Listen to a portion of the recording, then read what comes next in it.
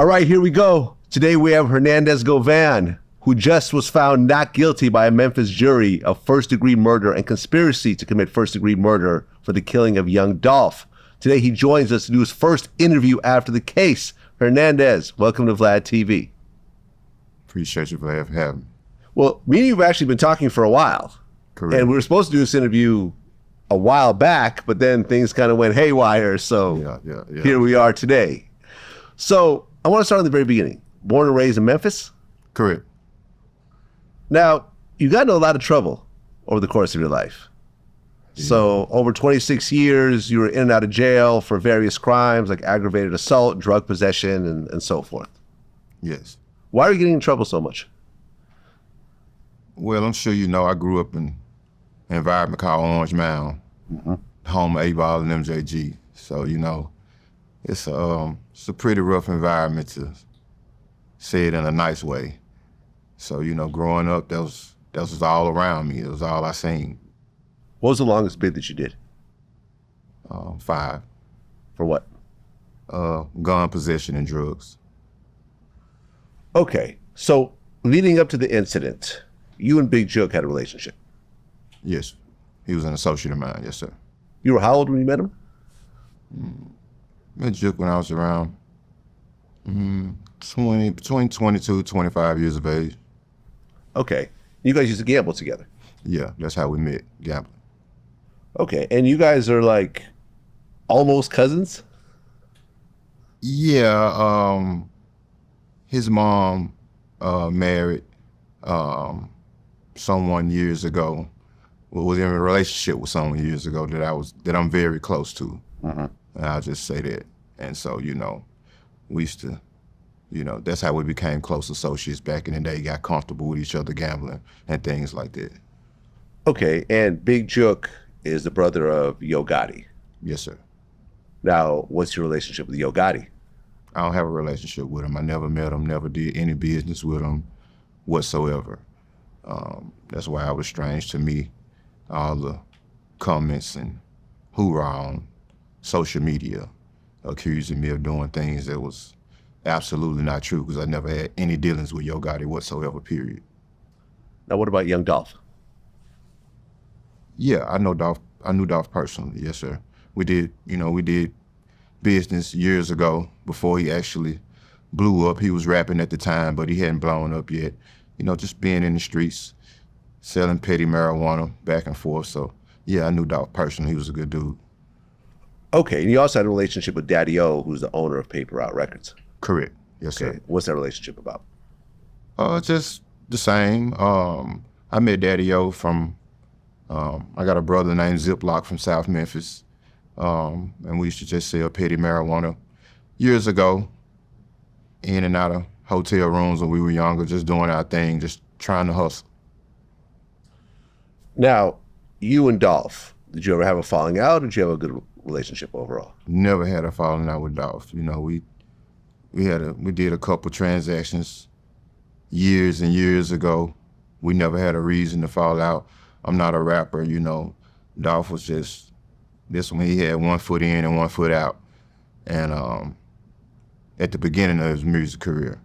And so, you know, anytime we met up and did business, it was all good. Never had an issue. Well, at one point, Young Dolph and Yo Gotti started getting into it. Do you know the reason why the friction actually started? Because you hear like 20 different stories. Well, from what I understand, I know Gotti tried to sign him years ago. And, you know, for whatever reason, Dolph decided not to. I think Dolph was close friends with Gucci Mane at the time. Gucci and Gotti relationship kind of deteriorated over the years. And I think that just all played a factor, or whatever the case may be. You know, Dolph deciding not to sign and giving his reasons for not wanting to sign the CMG. The story about it being about a girl or whatever the case may be. Yeah, I heard that also. Yeah, that's absolutely not true. It was just a potential business deal gone bad, from what I understand. Well, you have rap beefs where people do diss records against each other, but in this case, it escalated into actual violence. Dolph got shot up in LA at one point, and then he was in a bulletproof car. They got shot up, down south at a later point. So there was just a lot of chaos that was happening during that time. From your point of view, like, you don't know Gotti, but you're friends with Jook, and you also know Dolph. What did you think about these things escalating in Memphis and all over the South? Well, actually, when you sit back and you analyze everything, and just giving my honest opinion on it, and I mean, numerous of other people have said what I'm about to say. I don't think you can go find one song where you hear Yo Gotti dissing Dolph.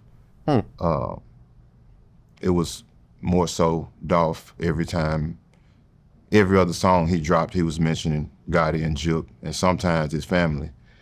And so I think that kind of lit the fire to it, escalated it, or whatever the case may be. I do know of a situation, not the name drop, but we got a very well-known, respected NBA player from our city that wanted to see the beef end. He reached out to a well-respected club promoter in Memphis, Tennessee, and asked him to reach out to both parties and try to dead the beef. Well, he reached out to Gotti, and Gotti was all for it. He was open to having a conversation with Dolph, possibly meeting up to put an end to it. When this particular club promoter reached out to Dolph said, "Fuck no," hung up the phone in his face and blocked him. He didn't want no parts of squashing it, and I'm just being honest about the situation. Mm-hmm.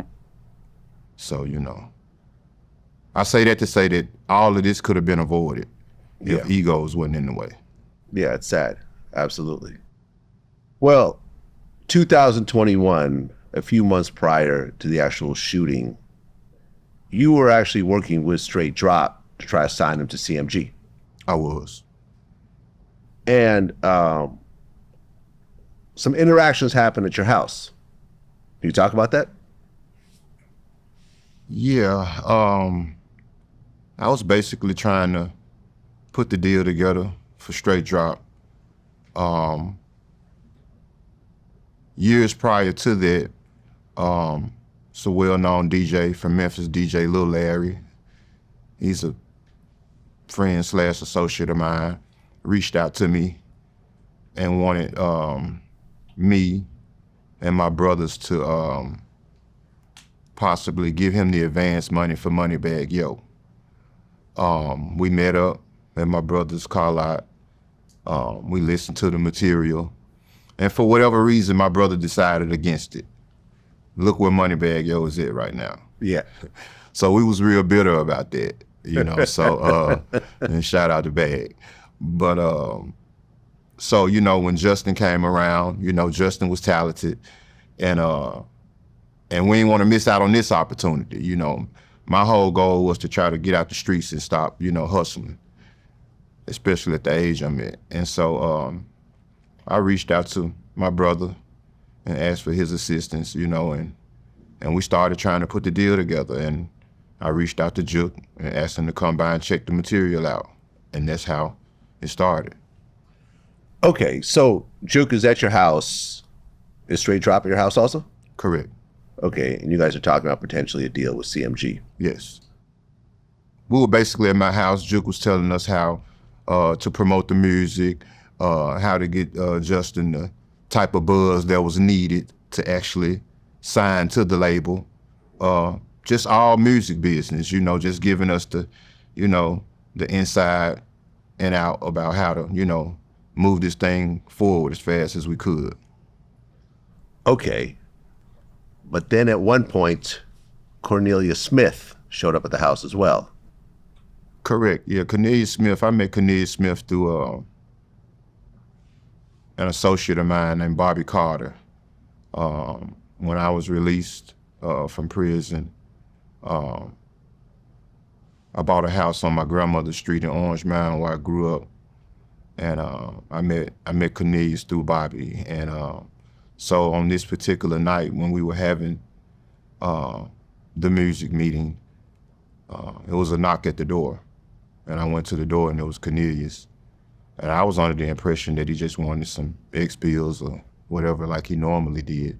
So I told him to come back later. I was trying to get a deal signed for drop. And he was like, no, it's important. So I stepped outside, and that's when he mentioned to me, he was like, man, they ain't trying to do nothing about Dolph trying to kill Gotti.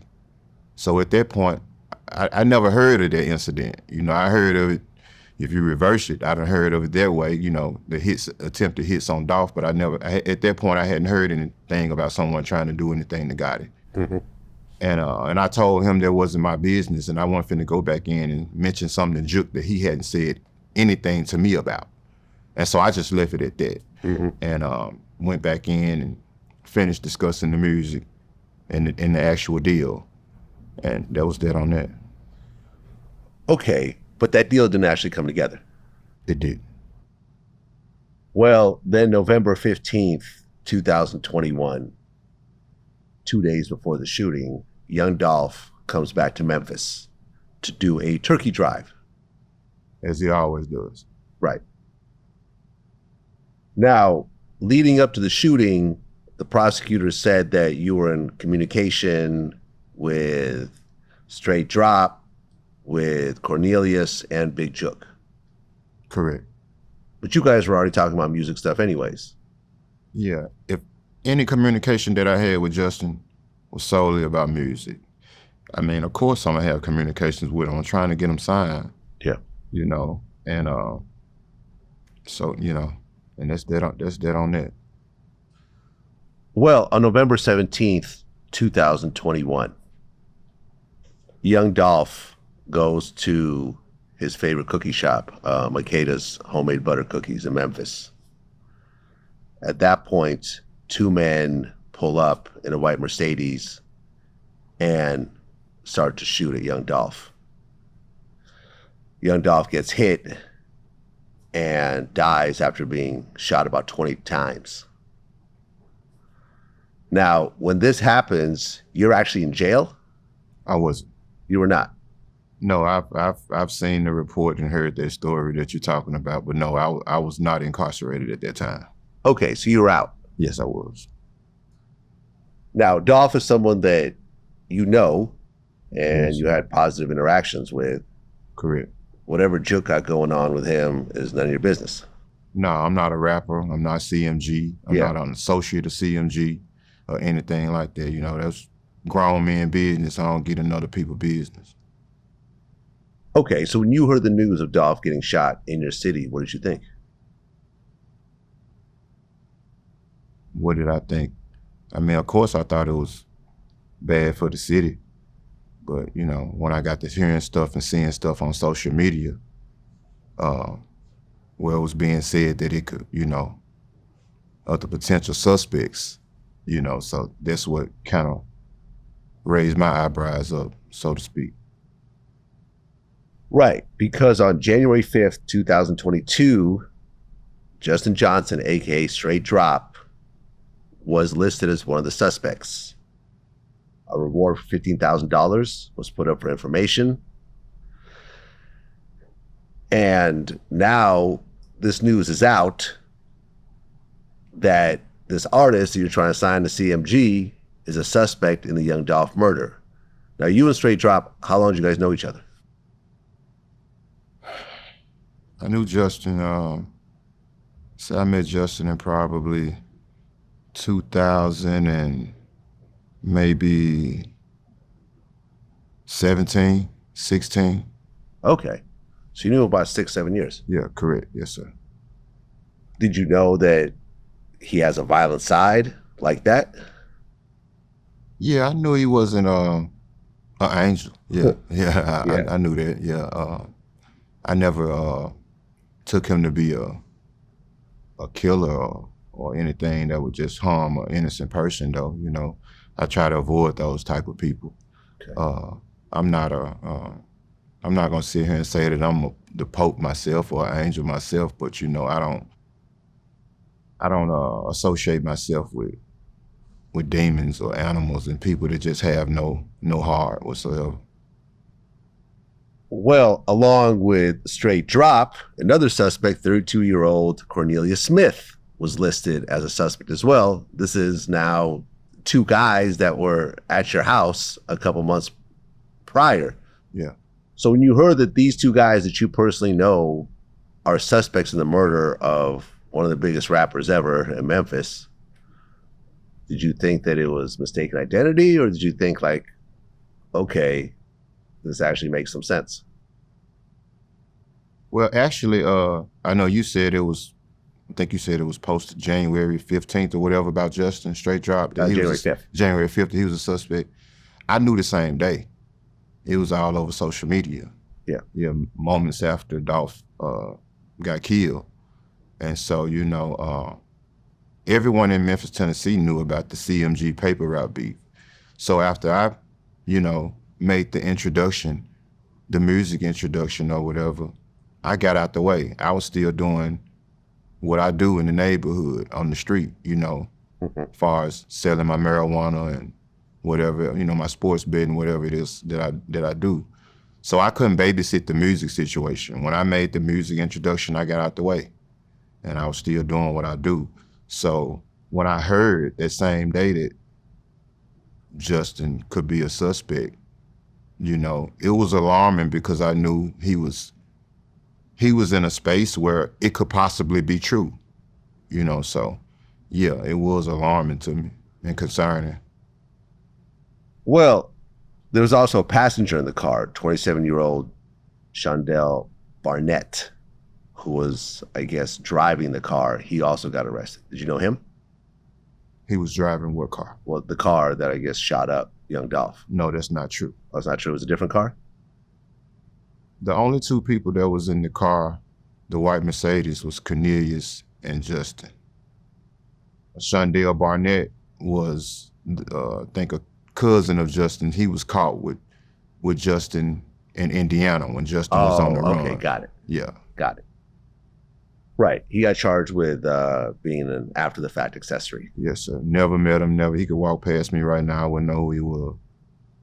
Well, both Johnson and Smith get arrested. They plead not guilty to first-degree murder. But then on September 2022, your daughter, Lada Cash Desto, gets killed in Houston. Correct. Real name Destiny Govan. Yes, sir.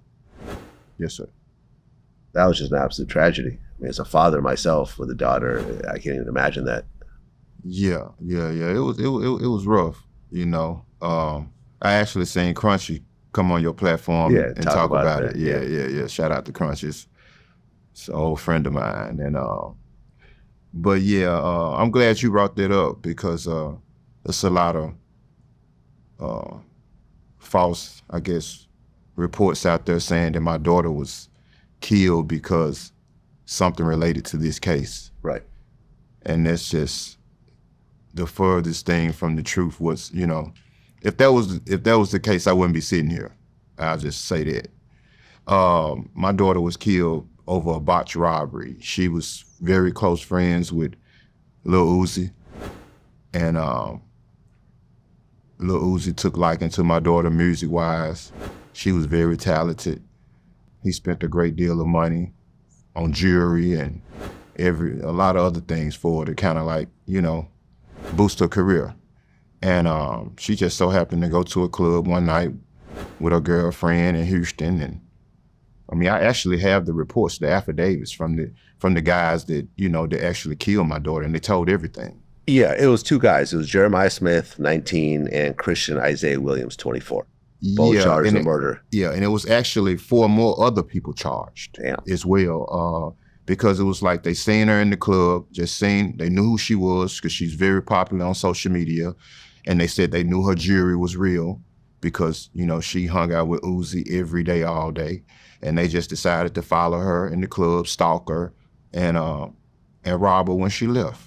Some little kids, and it had nothing to do with the situation that I was involved in. Yeah, didn't you make a Facebook post after she passed away and you apologized saying that your lifestyle may have cursed her? Yeah, so I'm glad you brought that up.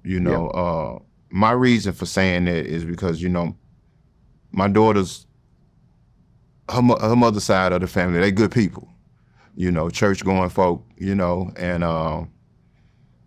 it's like everything that she was doing, it was like she basically got it from me, the hip hop, just the swag, all of that, and it was like she was almost wanting to imitate my lifestyle growing up. So that was my reason for the apology. It wasn't that I was apologizing for me being the reason that she was killed or anything like that. It was just, by her wanting to, I guess, be like her dad. If I would have been a better person or a better role model, maybe she wouldn't have, took liking to the certain things that she did in the street activity. That's what I was saying. Yeah, man. I mean, my condolences. Yeah, I My appreciate condolences. it. How old was she at the time? At the time, I think my daughter was 24, I think. Yeah. Damn, she's a baby. Yeah. Yeah, I'm sorry, man. Okay, so here you are dealing with the grief of losing your daughter, and 2 months later, in November of 2022, the Shelby County grand jury indicted you on first-degree murder, attempted first-degree murder, and conspiracy charges. They claim that you were the organizer of Young Dolph's murder. When you heard this, what went through your head? I had to pinch myself. Yeah, I thought it was a dream because I knew that was just not true. And when I actually heard about it, well, I didn't hear about it, I felt it. I was leaving my home one day and they followed me and pulled up to the neighborhood car wash and just arrested me and told me I was indicted for murder. And so, it was almost like a death blow considering that I just went through that situation with my daughter. I also had a brother of mine that died in a car wreck around that time, and my grandmother died. All of this happened in a 3 to 4 month span. And so, I was devastated, to say the least, and then to be taken away from my other kids for something that I didn't do, it was just traumatizing. Well, originally you had a lawyer, I did. but it didn't work out with that particular lawyer. No, it didn't. And, and this was an attorney that I've been dealing with since I was old enough to get in trouble. And we were very close, and but this particular situation, it was different, and I started noticing some things that didn't seem right to me. So, it was only so much I could say over the phone in jail because I knew my calls were being monitored. But I was calling home to my family and I was just stressing the fact that I needed another attorney, and not just any attorney. And at first my family was dead set against me because they knew the relationship that I had with this particular attorney. And, so when I started voicing the issues that I was having and finally convinced them that I needed another attorney or whatever, and so we started reaching out. I had 3 attorneys on my list that I wanted to reach out to, and Manny was one of them. Right, Manny Aurora. Manny Aurora, yes, sir. Who is from Atlanta and has represented Lil Durk, Gucci Mane, Pac-Man Jones, and many others. Correct, yes, sir. Well, what everyone started saying when suddenly you had this high-powered attorney was, well, Yo Gotti's probably paying for this attorney. That's not true. Yo Gotti or no one from CMG ever gave me a dime on my attorneys or anything related to this case. You know, actually, Manny came out of pocket himself after all of my resources and stuff were drained, you know, or whatever, because this was a very high profile case. And it took a lot. Private investigators, not to mention the first attorney that I paid $25,000 to out of my pocket. And then, you know, fast forward to Manny Aurora. So when I got to Manny, you know, my resources were limited, you know, but he didn't hold that against me. And when my resources ran out, he stuck with me. And, you know, we developed a bond, you know, and he could, like, right to this day, he might call me and just, we might be on FaceTime. I might be doing something he don't like. He might get on me, you know, and I just take it for what it is, you know. Okay, so now you have Manny representing you, and the judge actually allows you release on a $90,000 bond for house arrest with GPS monitoring. Correct. How long were you locked up? I was locked up 10 months prior to me making bond. Okay, so now you're out. Yeah. Now, as this is happening in June of 2023, Jamarcus Johnson ends up reaching a plea deal where he pled guilty to 3 counts of accessory after the fact in exchange for his conspiracy to murder was dropped. And Jamarcus was expected to testify against other people in that case. Did he actually take the stand against other people? Yeah, he took the stand against his brother. Against his brother. Straight drop. Straight drop. Yeah. Exactly.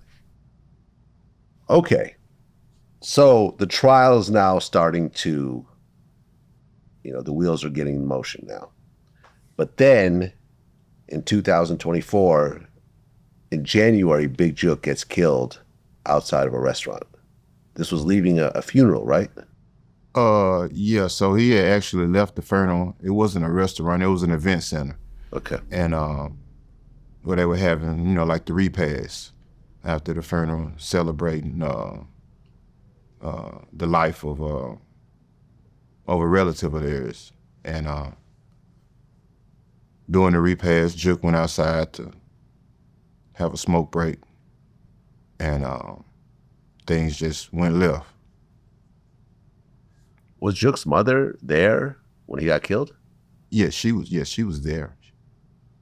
She wasn't right beside him when he got killed, like people were lying and saying she was. She's still close by. Yeah, she was at the actual repast, so yeah. Sad. Yeah. Now, Jook is someone you had a long relationship with. When you heard about that, what did you think?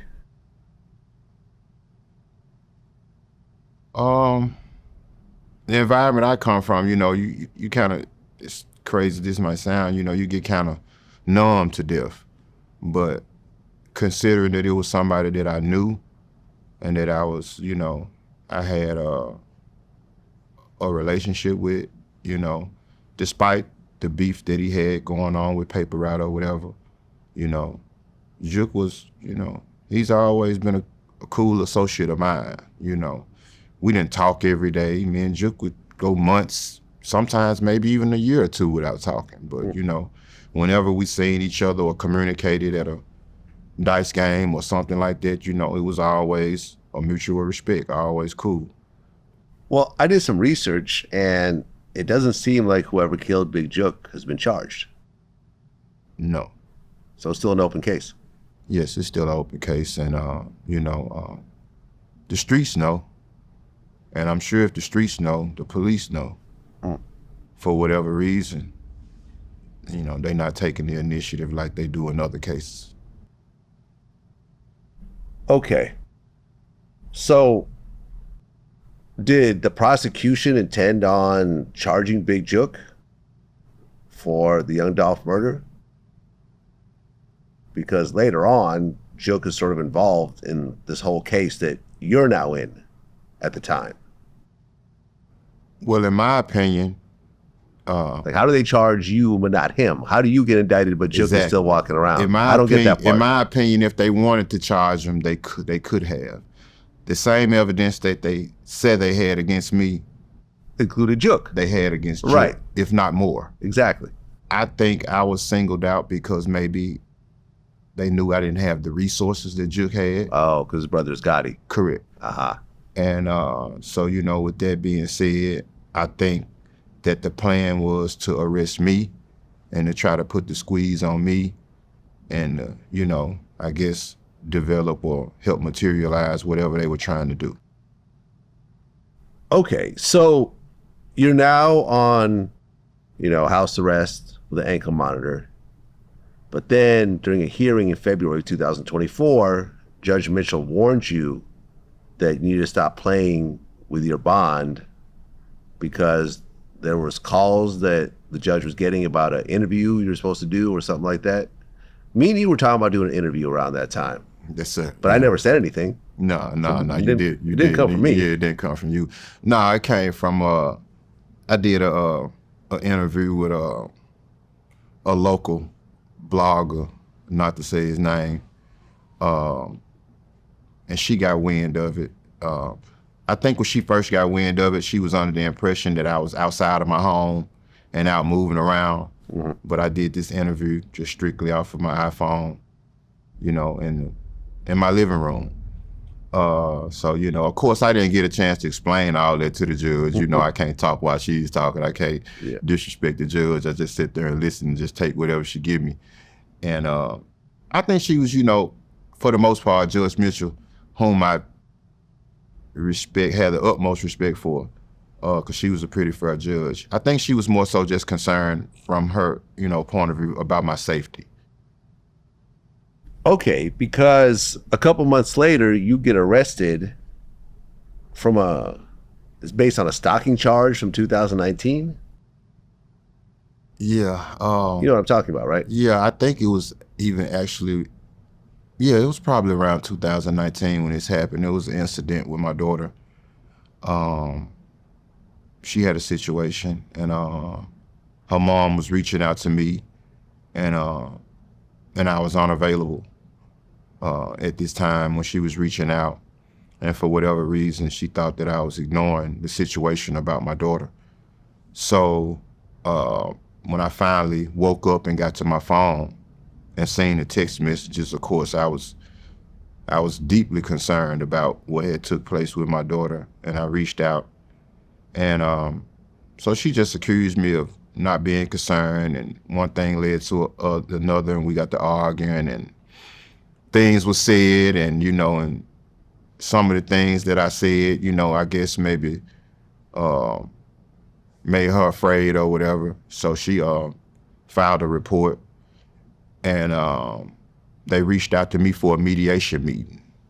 And at that time, I wasn't going to no fucking mediation meeting. And so I just didn't show, and they put a warrant out for me, a misdemeanor warrant. I had a misdemeanor warrant for 4 or 5 years and didn't even know. And the reason I didn't know is because at the time when it happened, she was living in Mississippi, which Mississippi, Memphis, 10 minutes away from each other.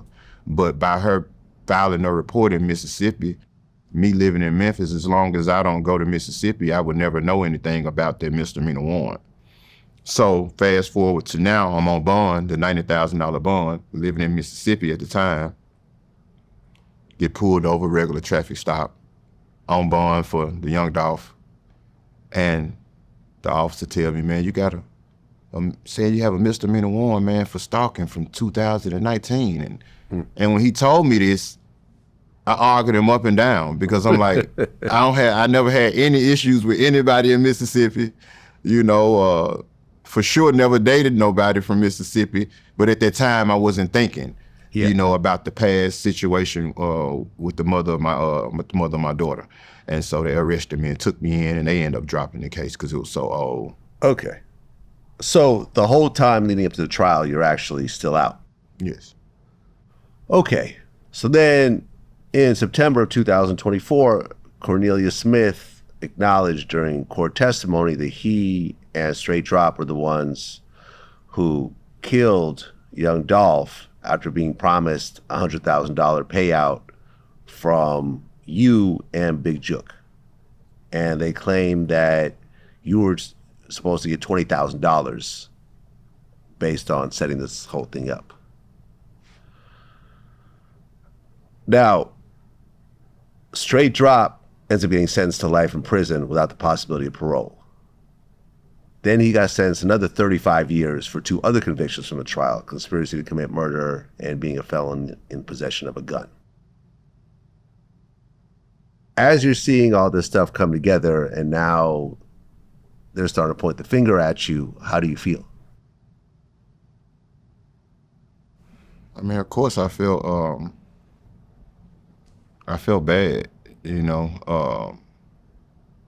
upset, I guess, so to speak, for even being involved in some shit that I had nothing to do with. At this point, so many things have been said and done that you couldn't have told me months or years prior. If someone said this, I would have argued them up and down that it wasn't true. So at this point, I was only concerned about me. And, because there was certain things that were said from straight drop that I didn't necessarily agree with. And so at that point, I was just concerned about me and my family. Now, you got a plea deal offer from the state. I did. What was the deal? It started off as 20. 20 years? Yeah, 20 years at 30%. Then they went down to 15 after my attorney filed 16 motions against the state. That we won 11 of them. And so they went down to 15. When you say 30%, you have to serve 30% of the time? Well, yeah, the 30% doesn't mean you're gonna actually be released. It's just the eligibility date for parole. Okay. So you could end up doing the whole 15. Yeah, you could. Or more. Yeah. And with my record and with the nature of the charges, there's no way I would have made parole. Okay. After the 30% eligibility date. So we didn't think that was a good offer. I think it was around the motions, right after the motions or whatever, they came some way, Manny, we negotiated another deal, and it was for 10 years. And so, the head district attorney, he wasn't against it. I think Manny talked him into it. At this point, we still felt like we could win. I think I kind of, prior to that, Manny was, we're going to trial. We're not taking it. It's unreasonable. I told him a conversation that I had with my son, and my son was like, he wanted me to take the deal. And his position was, he'd rather lose me for a few years than the rest of my life. Right, because you're facing life in prison. Correct. Do they have a death penalty in Memphis? Yeah, they do. And I think they gave me some enhancements. I don't know if they enhanced me to the point where they could possibly ask for the death penalty. I think so, but I'm not quite sure. I'm not positive about it. But when I told Manny the conversation that I had with my son, it was kind of tugging at Manny. And, like I said, me and Manny, we developed a bond, and he was just like, it was always a chance that I could lose in trial. And with that being said, it was like, if I lost, it would have been rough on everybody, including Manny. And so, we decided that it was in my best interest to take the 10-year deal. I signed the papers. You signed the 10-year deal? 2 weeks ago, maybe not even that long. I signed the deal for 10 years. I had conditioned my mind. I'm like, okay, I made a few phone calls to the few people that care about me and talked to them about it. And I had almost a year of jail credit already. So if I could get to the penal farm and do 3.5, 4 more years, I could possibly be home. So I just felt like that was the best thing to do. So I signed the deal, and they took the deal, and they went to the family, and the family rejected it and said they didn't, no deal. The family of Young Dolph. Family. Oh, they have to accept that. They have to accept it. They don't have to, but for whatever reason, the DA was dancing to their music. Okay. And so when they rejected it, it was trial, because I wasn't taking the 15. That's crazy. I wouldn't take that at gunpoint. So, but you were ready to take the 10. Yeah, I would have took the 10. Yeah. Yeah, it's a big difference to me between 10 and 15, so. Yeah, I was ready to take the 10. I took it, and they turned it down. Which actually worked out for the best. Yeah, and I not to sound sinister or nothing, but I appreciate it.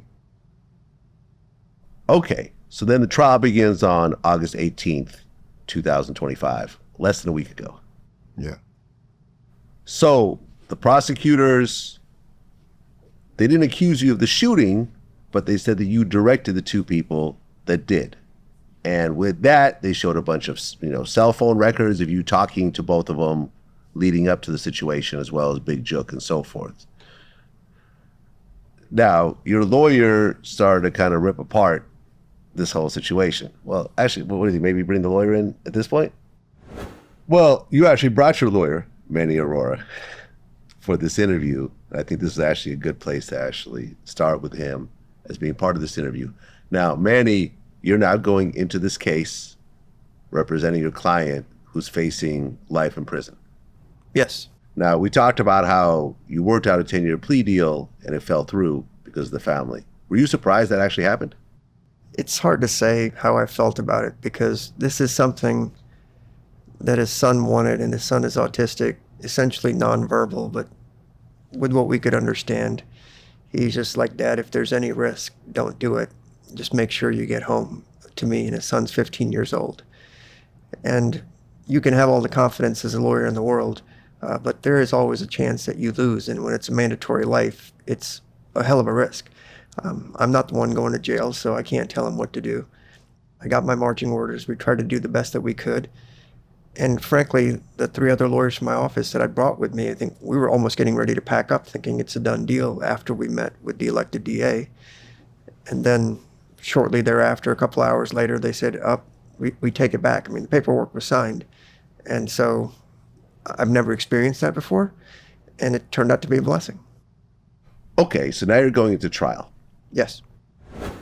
Leading into the case, you have one of the shooters, Cornelius, who was essentially saying that your client was the mastermind and he was supposed to get $100,000 and pay the shooters and take a cut for himself. Yes. Were you worried that someone was actually taking the stand and testifying against your client? He wasn't the worry for me. It was going to be how the government was going to spin the phone records.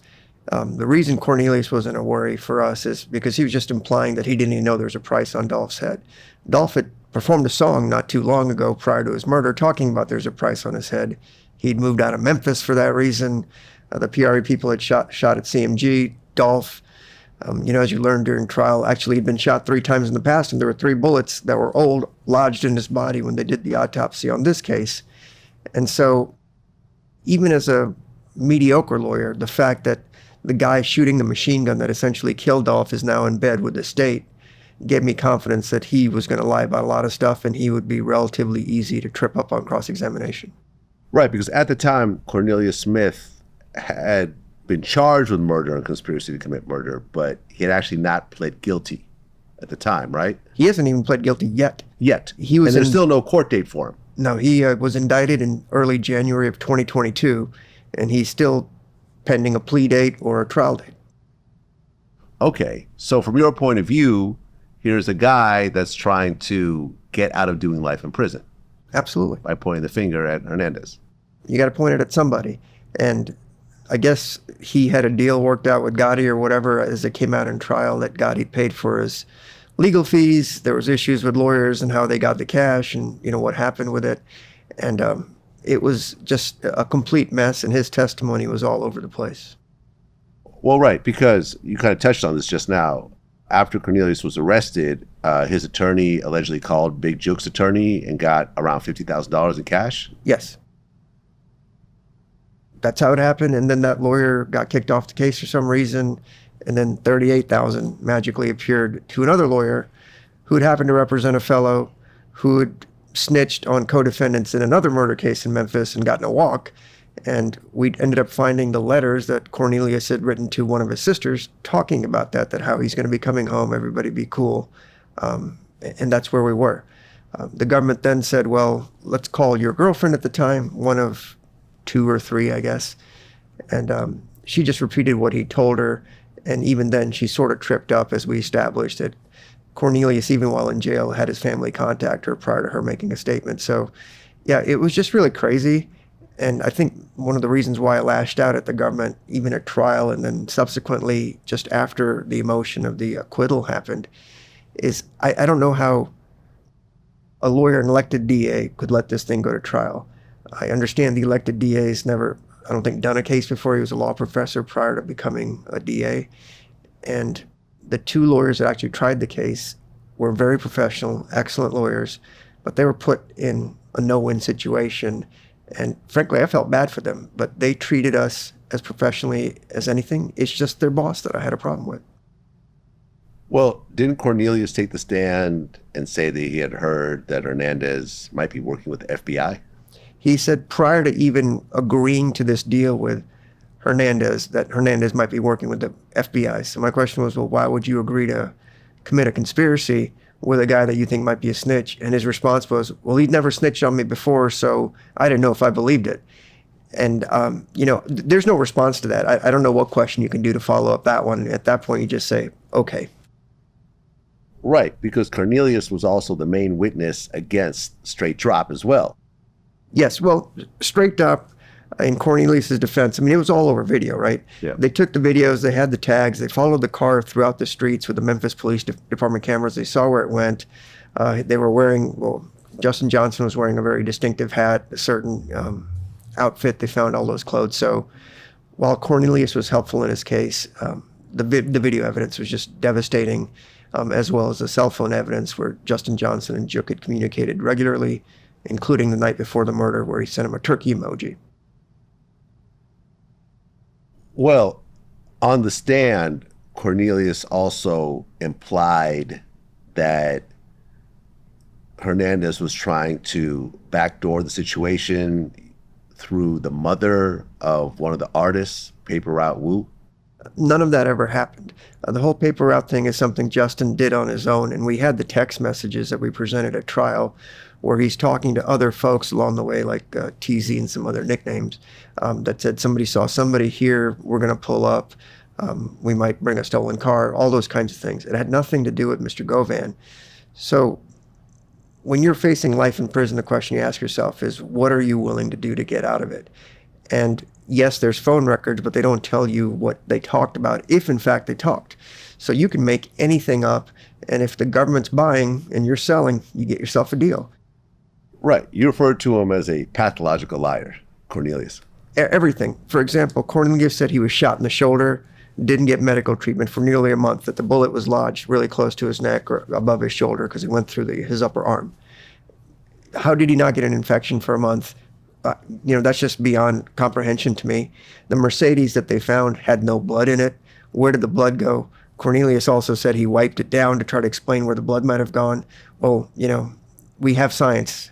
We've had it for decades, where they can see with the Blue Star whether you've used bleach or anything to wipe it down. Because if it was that simple, you could wipe down any murder scene and nobody would know. And so there was no bleach. That didn't happen. The stuff with receipts or whatever he said didn't happen. The fact that he claimed that he had his girlfriend reach out to Johnson to reach out to Govan, none of that stuff happened because in the text messages, the government conflated Quet, which was Govan's nickname, with Quez. Marquez Smith is Cornelius's brother. So when he was talking about, I need the number for Quez, I don't know why the government thought that meant Quet or somehow that was a typo without realizing that his brother's nickname was Quez. And so the lead detective that's retired was one of the most honorable and decent human beings I've ever come across because he identified all those issues. And he also said, we screwed up and didn't do X, Y, and Z like I pointed out. His colleague that's still there came out there, and if anybody, I think, objectively watches the cross-examination, he couldn't answer a yes-no question straight. It was always, well, what we mean to do is this. And then when you corner him, well, that wasn't my area. That was the second part of this. But then he has this great memory suddenly, if he wants to say something. And, at some point you get infuriated. I try to be calm, but sometimes you just have to call it out. And maybe I went over the top when I did that, but it was just too much. I mean, officers are supposed to investigate and the case goes where it goes. But he had a personal interest in getting this guy. Well, Hernandez, why did you and your lawyer agree for you not to take the stand? Because it wasn't in my best interest. I knew if I did take the stand, they would, just bring up my past, and try to make me look like a villain in front of the jury. So that was my reason for not taking the stand. Now, you have the right not to take the stand, right? But there is an implication to that, meaning that a jury will generally look at you as being slightly guilty. Because if you don't take the stand, if you're innocent, why not take the stand, right? If you're choosing not to talk, yes, it could work in your favor, but there is a stigma around it that makes you look a little more guilty than you are. Yeah. Well, one of the jury instructions from the judge was, just because I don't take the stand, that they can't hold that against me. So I just relied on that, and if you know the law, you know that if I would have took the stand, they could have brought everything up in my past and made me look like a horrible person in front of the jury. And that was just something that I didn't want to do. Manny, was there at one point a consideration to have him take the stand? Absolutely. But, when you delve deep into it, Cornelius is lying about a lot of stuff, and we sort of pointed out some of the objective lies. Govan was just going to reiterate his position. And again, because there are no text messages between these people, there's not going to be anything that says, I do not agree to kill anybody or set up anything. It was just going to be the same thing again in circles. But you also get character assassination because he's got a gun charge from like 20 years ago, and then a bunch of marijuana and other stuff that he's talked about. We sort of mentioned it to the jury that, yeah, he's the local pill dealer and he does some gambling activity. But that's just what you do in Orange Mound when you hustle. If by some miracle you don't break out of there or get some education, that's just your lot in life. And that's where he ended up. Well, the jury was 5 men, 7 women. Yes.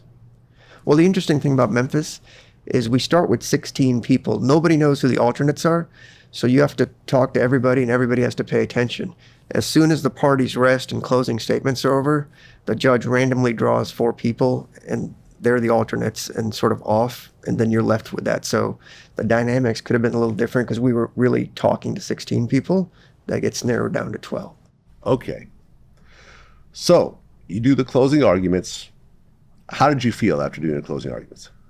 I felt scared because to me it was so obvious that there's just no way anybody could possibly believe Cornelius. And it was so obvious that the phone records were being manipulated in a certain way. And I think I pointed a lot of that stuff out. But you don't know after nearly a week who's listening or not. Because while the trial officially started on the 18th, it really started 4 days prior because we had multiple days of jury selection. So all that counts. And, I'd seen 1 or 2 of the jurors kind of fall asleep during the trial. So is that good? Is that bad? Who knows? You're just speculating. And so there's always that fear, and if you can't stay positive, that doubt starts creeping into your mind. Did I make a mistake? Did something happen? Hernandez, after you heard everyone's closing arguments and then the jury started to deliberate, did you feel good? Did you feel scared? You want me to be honest? Yeah. I was upset because the prosecutor, she stood up in her closing arguments and said some things that were absolutely not true. And I was upset. I mentioned it to Manny, I mentioned it to Robert, Haley, Beth, and Handel, that I didn't agree with what she did because she got up there and said that after the shooting, they went back to my house and they brought the car back to my house.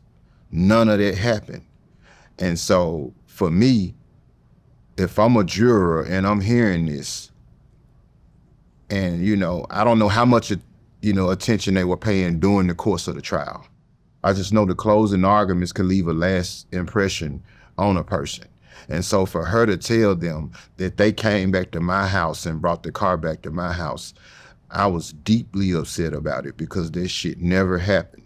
There is no way that I would have let them bring a fucking murder car back to my house. I've been in the streets for a long time, unfortunately.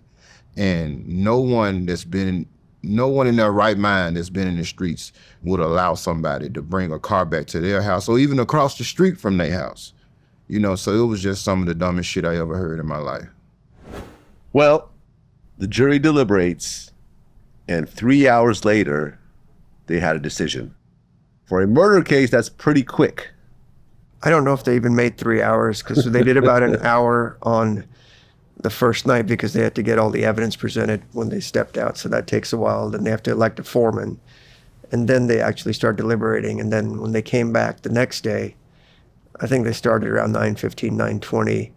And by 10:15, the light was on. And then the judge has to do other paperwork, and all the parties have to get called on their cell phone, get back to court.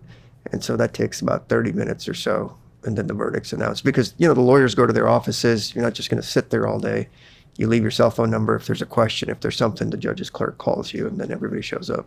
Right, because deliberations can go on for a week. Right, they could. And so when they call back, and I think it was like a little after 10 o'clock, said, we have a verdict. I felt super good about it. I said, I did. You did not? No. Oh, you thought it was guilty? I felt the opposite. I'm not gonna say I felt it was guilty, but normally from watching crime shows and shit like that on TV, when the jury comes back that quick, normally it's bad for the defendant. So when they came back so fast, I looked over at Manny. I'm like, Manny, is it good or bad? And he was like, calm down, calm down. I seen it go both ways.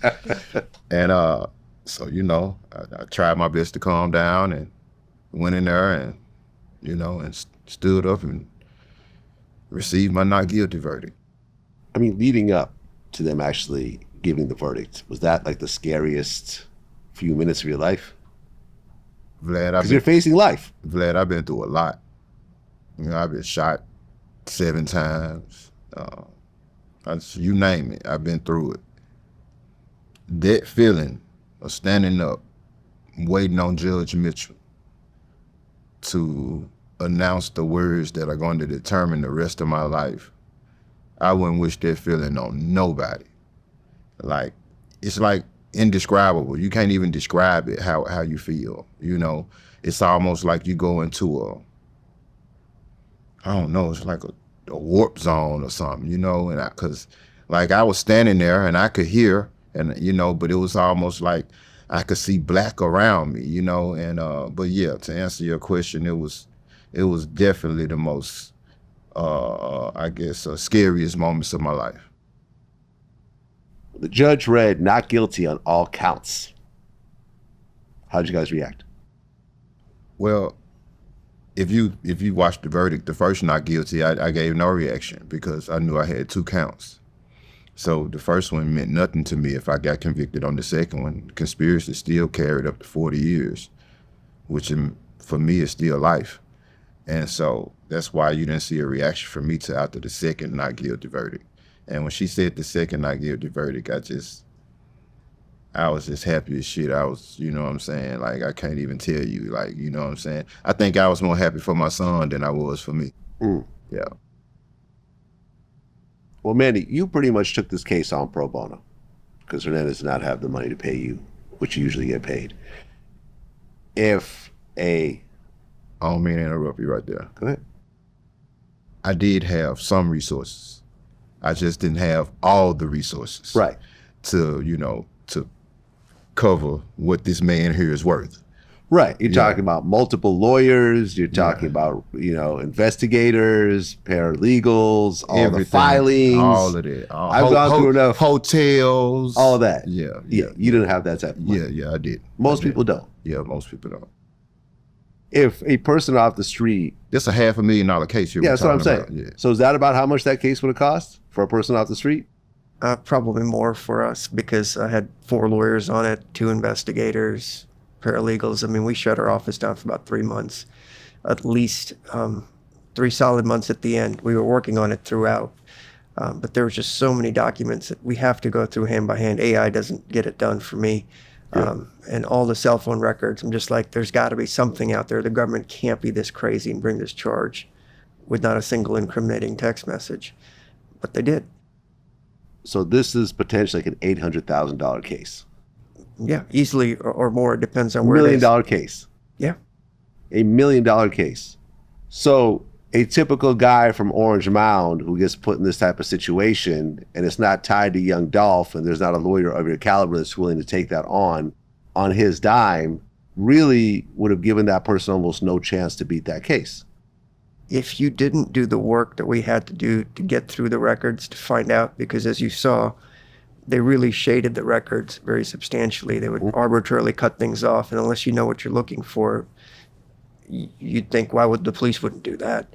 And that's what we had to do. And so the time and labor that was put into this thing was just tremendous. The lawyers that I had, Robert Wilson, Haley Haltiwanger, and Beth Noble, who's a third-year law student, just put their heart and soul into this thing. And, his family called me. I get lots of calls for that kind of stuff. I said, we're a for-profit business. But because of his son and some of the other things, and looking, after I met with him and looking at the paperwork that we had, it just seemed wrong. And yes, it's high profile, but we've done no profile cases like that because it's all important. A life's a life in murder cases. And, there's lots of other people that pay us a lot of money, which allows me then to occasionally take a passion project, sort of like what this was. Well, you were found not guilty. You were able to walk away. But when you look at the internet, there's all these Young Dolph fans who still feel like you actually did it and you just had a good lawyer. I've seen some of these like threats online and so forth, which I'm sure you have as well. Correct. Do you feel there's a credible threat against your life?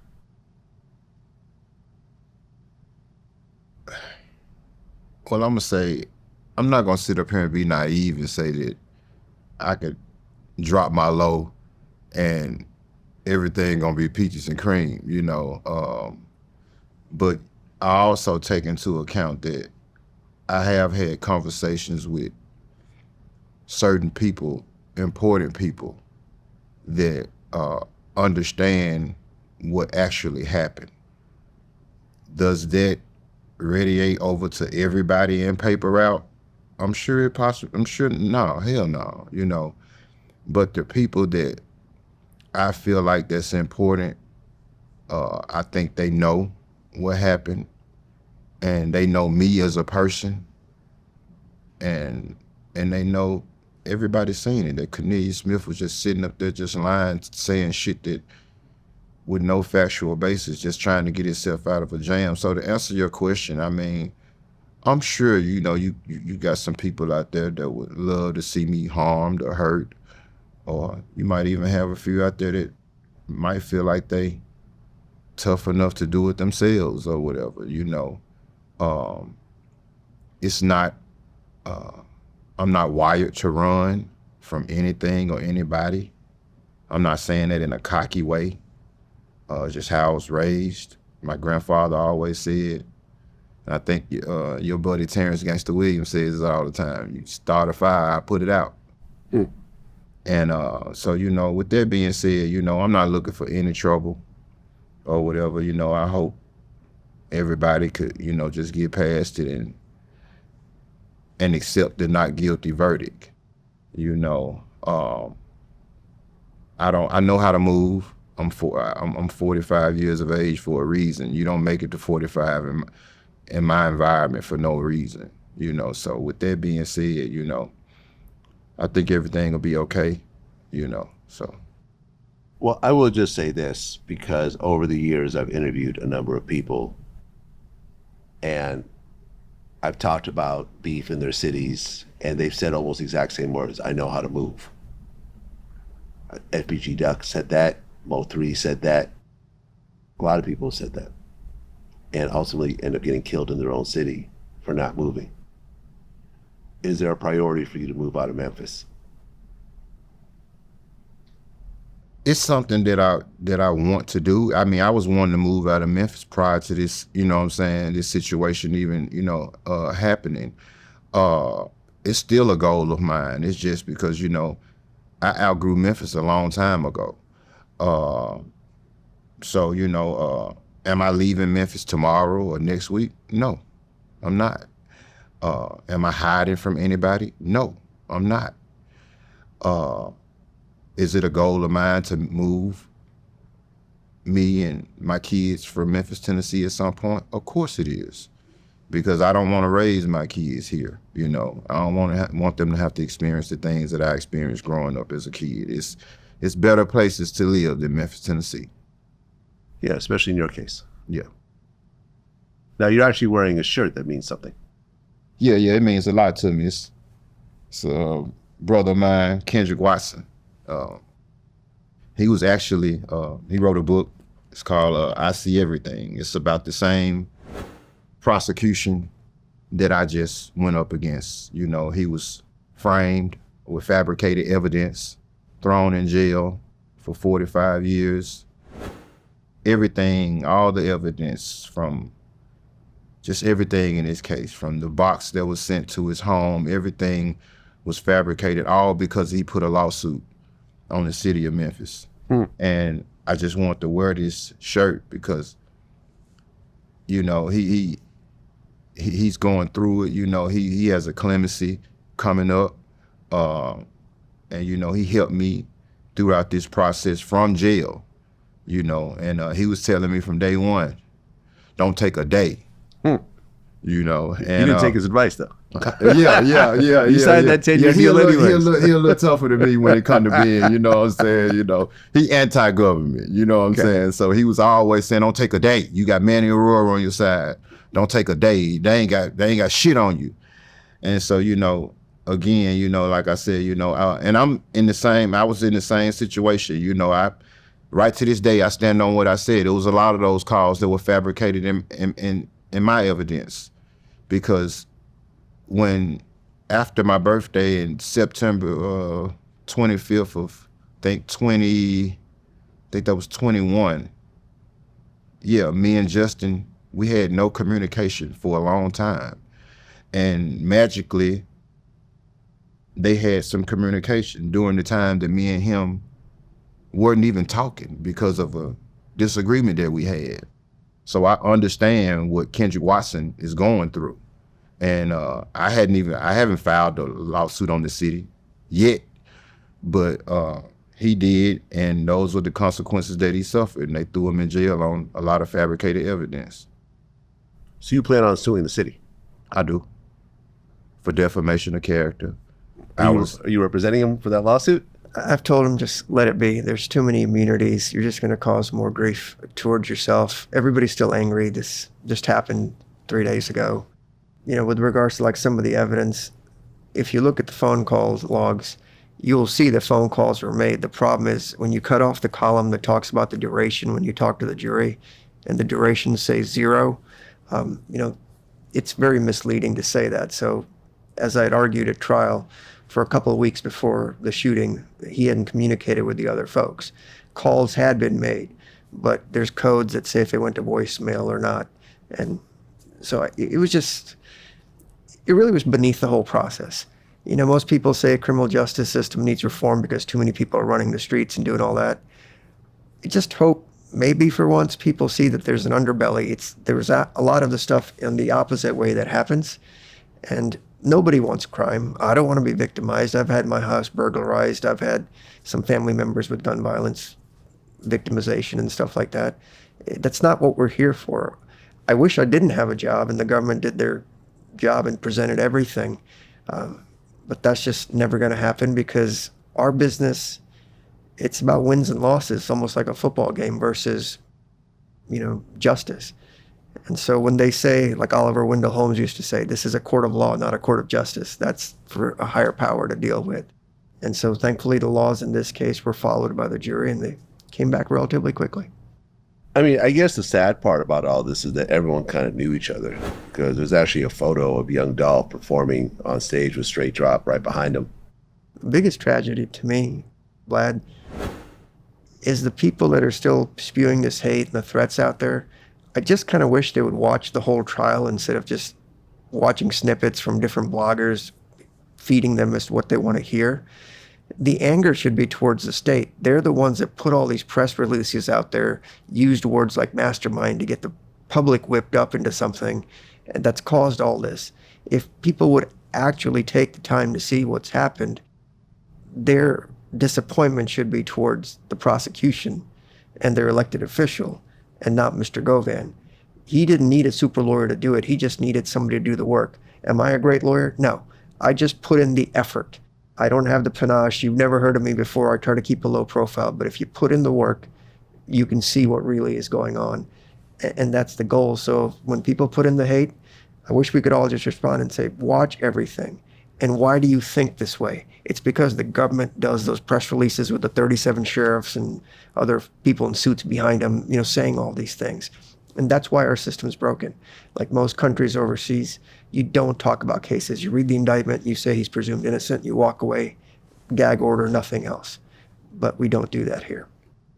And this part of the reason, well, the main reason I'm filing a lawsuit. It's a defamation of character. I've been labeled a mastermind. My family can't even go places comfortably. I was held in jail for 10 months on this case with no bond, not even a bond hearing. So yes, there will be a lawsuit filed. Well, Hernandez Govan and Manny Aurora, I appreciate you guys coming in to do the first interview after winning. Like Hernandez, me and you have been talking. Yeah. And I remember when I had that conversation with you and you spoke kind of roughly about the case, I feel like I was talking to an innocent man.